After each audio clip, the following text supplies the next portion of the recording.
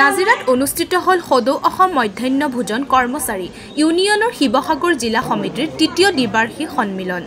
সদৌ অসম মধ্যাহ্ন ভোজন কৰ্মচাৰী ইউনিয়নৰ শিৱসাগৰ জিলা সমিতিৰ তৃতীয় দ্বিবাৰ্ষিক সন্মিলনখনি নাজিৰা উচ্চতৰ মাধ্যমিক বালিকা বিদ্যালয়ত 17 আগষ্টত দিনজোৰা কাৰ্যসূচীৰে অনুষ্ঠিত কৰা হয়। উক্ত সন্মিলনত ইউনিয়নৰ ৰাজ্যিক পৰ্যায়ৰ কেইবাগৰাকী বিষয়ববীয়া অংশগ্ৰহণ কৰি বক্তব্য আগবঢ়ায়। সন্মিলনত মধ্যাহ্ন ভোজন কৰ্মচাৰীসকলৰ বিভিন্ন অভাৱ অভিযোগ সমস্যা আদিৰ বিষয়ে আলোচনা কৰাৰ লগতে শিৱসাগৰ জিলা সমিতিখন নতুনকৈ গঠন আৰু ৰাজ্যিক সন্মিলনলৈ প্ৰতিনিধি নিৰ্বাচন কৰা হয়।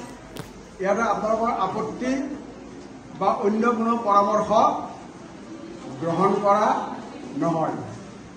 তবে এইটো আপোনালোকে দায়িত্ব দিলে এই জিলা কমিটি এটা গঠন কৰি আৰু জিলা কমিটিয়ে তেওঁলোকৰ নিজৰ ভিতৰতে এই জিলা বিষয়ববীয়া নিৰ্বাচন কৰিলে। সভানেত্ৰী গুণুমণি ফুকন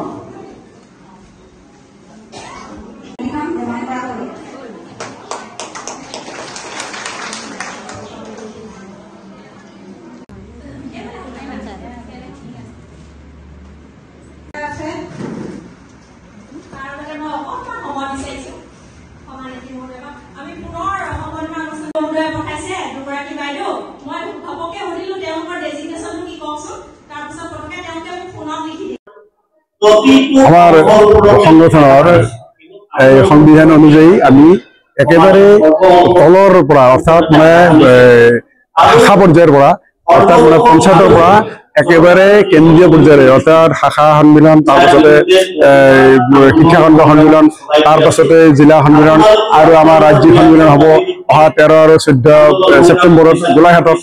এই সন্মিলনৰ জিলাই জিলাই এইবোৰ সন্মিলন হৈ আছে আৰু প্ৰতিটো পৰ্যায়ে আমি অতিক্ৰম কৰি গৈ আছো। আৰু আজি এই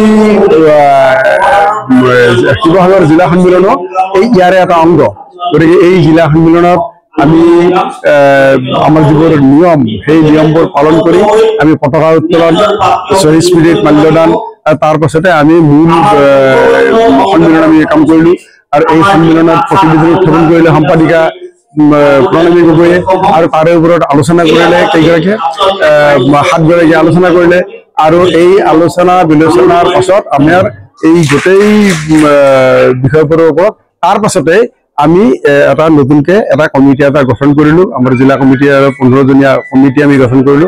আৰু ভৱিষ্যতে আমি এই সংকল্প ললো যে চৰকাৰৰ ওচৰত আমি যিবোৰ দাবী উত্থাপন কৰি আহি আছো, যেনে আমাৰ মানে মাননি বৃদ্ধি কৰা, এই মাননীয় অসম চৰকাৰৰ পৰা আমি বিচাৰিছো যে 10,000 টকা কমেও এইটো মাননি বৃদ্ধি কৰক। তাৰপাছতে আমি দাবী কৰিছো যে যিবোৰ ৰন্ধন কৰ্মীয়ে কাম কৰি আছে বিভিন্ন কাৰণত, বিশেষভাৱে যে স্কুলবোৰ একত্ৰীকৰণৰ ফলস্বৰূপে যিসকল ৰন্ধন কৰ্মীয়ে কাম হেৰুৱাই আছে সেইসকলক 3 লাখ টকাকে এককালীন সাহায্য দিয়ক।